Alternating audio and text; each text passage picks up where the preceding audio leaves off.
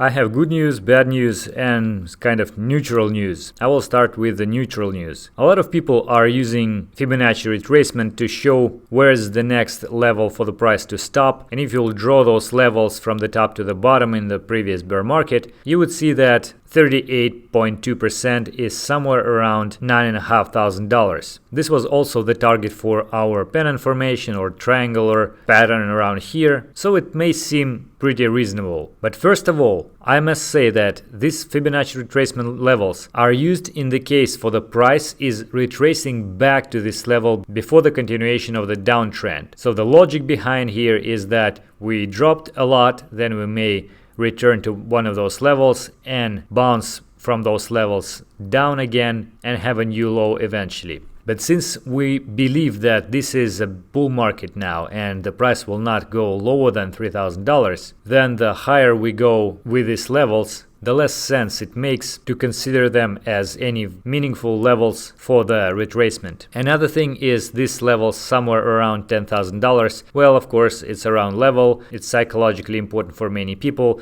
And also there was like a high over here. But in my opinion, it's only psychology, and of course it's not that peak over here which is important, not only because there was not so much of the volume around here, but also because it was very long time ago. So saying that, I wouldn't consider those factors as some kind of significant reasons for the price being attracted to this area. Now let's talk about good news. So the good news is that, as traders used to say, the trend is your friend, so don't fight the trend but follow it. And recently, after we hit almost $9,000, we retraced almost back to $8,400. And many people are in a hurry to say that, okay, the rally is over, we are going down. Guys, if you'll zoom out, this would look like a very small and reasonable correction from the yearly all-time high here. And in fact, we even can go a little lower. So we pulled back from the level of the previous resistance at $8,400. It's a very reasonable level. So there is no reason to get crazy and say that we are going down. Moreover, if you look at the Bollinger Bands,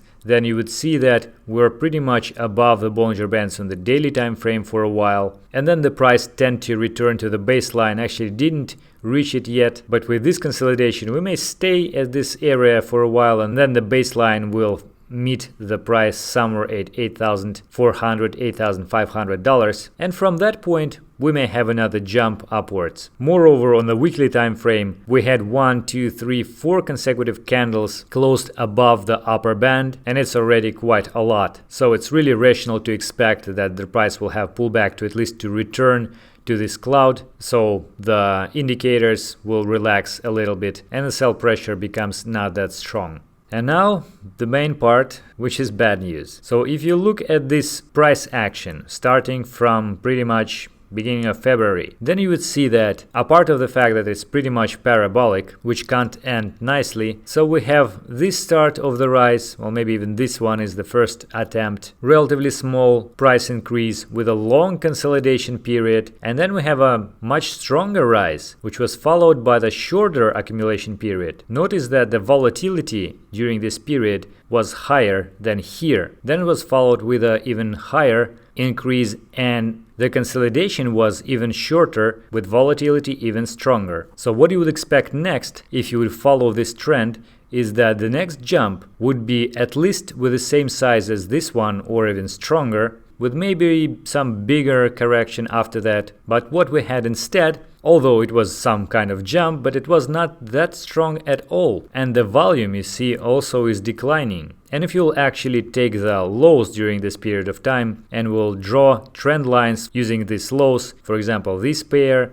of lows, this pair of lows, and this pair of lows, and so on and so forth, you will have those trend lines having sharper and sharper angles. Then eventually you would have this point and you will start to draw this line. Actually, you may include this wick over here, but even without it, there is one more point here and one more point here. So it's already 3 if not 4 points which found support on this trend line. So you see, it's not getting faster at all. Moreover, if you'll actually exclude this wick, then you would have to use another point somewhere around here, and then this price action would be right at the trend line, which means that this trend line is not that strong anymore. But let's be optimistic and look at the pattern like that. So instead of having a faster growth over here, what we had is that we had a higher high, yes, but now one can see here actually the pattern which is called ascending wedge, and often